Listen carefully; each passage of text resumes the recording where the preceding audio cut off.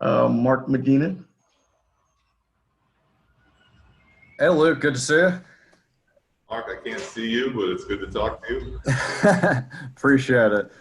Hey, I was wondering, what is your approach in trying to get guys up to the conditioning that they need to be in, and how long of a process do you see that taking? Well, I think we have enough time for the people that have been healthy and with us since we got here. But that plan, changes for certain people depending on where we're at. But it's the thing we're reaching for is to be peak, as close to peak as we can for July 31st, and that's getting the conditioning to where it needs to be, but also having that balance of keeping the bodies fresh, because we're gonna go from not playing at all to 8 games in 15 days. So we have our sports science team helping us out, and we're trying to keep a nice balance of those two things. Go to James Ham. Hey, Luke, how are you? James, good. How are you? First up, how was your French press, and did you bring coffee or some sort of pastry for the rest of us this morning? My French press was very good. I did not, with the social distancing, I didn't feel like it was smart to bring coffee for everyone. I apologize.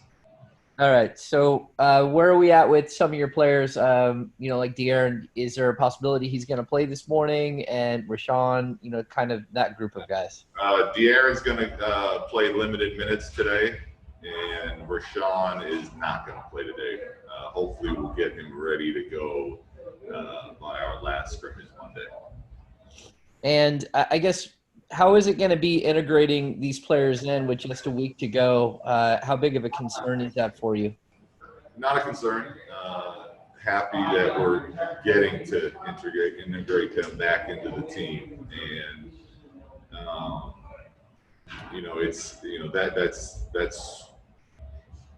that's something I think that is a challenge for the group, but something that we're going to need if we're going to have success. So. We've been kind of moving ahead. The train's always moving, and we need to do that to be ready to play our first game.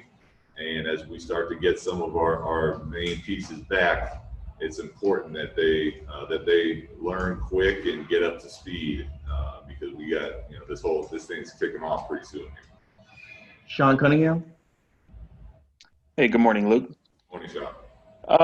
As far as today's scrimmage, do you approach it rotationally similar to the last one? Obviously, you went really deep and got kind of everybody involved, or do you try to kind of trim that up a little bit?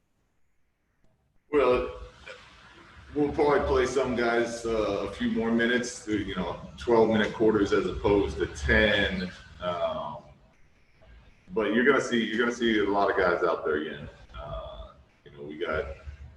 We've been pushing our guys pretty hard, and then we got today's game. We got another one Monday, and so as we continue to ramp up, we're also not going to start, at least today's game, playing our guys 35, 36 minutes, which they would play with some of the injuries and some of the, Harrison still being out. Those kinds of things. But we're going to rely on the whole team to play some minutes tonight. Cool. Yeah, and one of those guys, obviously, Jabari Parker, who you guys had, picked up in the midseason. He came over with the shoulder, and it seems like he never really got going for you guys. Is there any belief in in him now that he's kind of ready to go again, or is he still a little bit buried in the kind of the rotation? No, he looks good. He looks good. It's been nice that he's had some time to practice with us and continue to learn what we're trying to do. He's had some really solid practices. I thought he played some nice minutes in our first scrimmage. So we have faith in him that if we call him, he can get the job done. Gary Gerald, G-Man. Coach, are there any specific areas that you're hoping to see improvement in today's scrimmage versus the one against the Heat? Yeah, I want to see less turnovers. I want to see us we had a lot of silly fouls in that Miami game where we were kind of just grabbing people as they were cutting through the lane, which is no longer acceptable in the NBA. So we got to cut some of that out, and I'd like to see our individual defense get a little tougher. I felt like Miami had a lot of straight line drives that really broke us down. So those are probably the three main things I'm keeping an eye on tonight. Thanks. Carmichael Dave. Hey, Coach, how are you? I'm good, Dave. How are you? Good. Just a couple quick ones. Aside from G-Man's question and the X's and O's of the scrimmage, was there anything that stood out positive or challenging from just the environment of gameplay? No fans, the video boards, anything that stood out to you or the players? Yeah, the players said the free throw line for them was kind of where they noticed it the most. Like when the gym got, completely silent. They said it was a little strange the first couple times they shot free throws. For me, just as far as calling out plays and whatnot, I mean, you can hear everything that's being said in that gym. So, those were kind of some little things. But besides that, I think talking to our guys, once they were out there playing and competing, they said there was most of the time they were out there, they couldn't even tell the difference because they were caught up in playing. And then lastly, on a more serious note, I know this has been on everyone's mind this week. I see you're masked up. Have you made a decision on the beard, and have you executed keeping it or getting rid of it? No, it's gone. Gone. Yeah, so the deal was I was gonna grow it out until Harrison, in honor of Harrison and support of Harrison, until he joined us. And now that he's out here, it's gone. And Dave, I don't have social media, but people in the bubble keep coming up to me and telling me that that's actually been being discussed. So it's probably a good thing that sports are getting ready to start up again.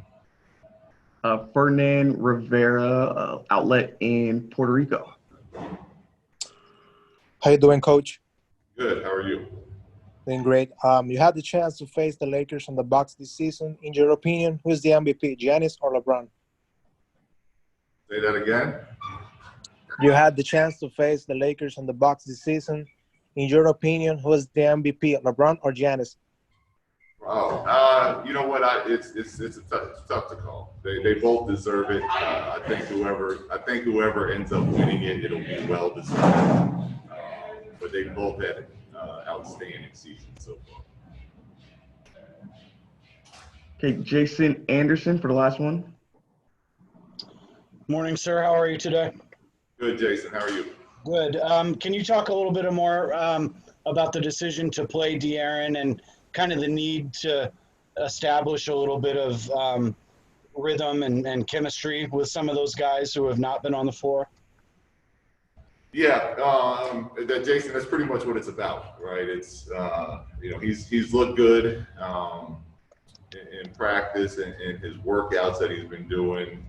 He feels healthy and confident. So now it's about making that decision so that he can feel a bit of the live action today and get out there with his teammates, and then still have one more scrimmage to really kind of push those minutes up, as opposed to just waiting until Monday where it's one scrimmage and then all of a sudden the next time he goes live is when the games start to count. So it's more of just trying to, pretty much what your question asked, Jason, get him in a rhythm for himself and for a rhythm for playing with the guys.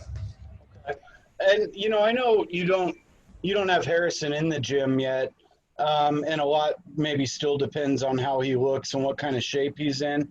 But have you made up your mind when he's back and healthy, whether you start him at the 3 or the 4, or do you stick with what you were doing previously, or have you made a decision that you want to start small ball games? Yeah, that's all going to depend on how Harrison looks. If he's completely healthy and ready to go, then we'll take a look at that. But it's right now we haven't seen him in a while, so it's too early to make that call.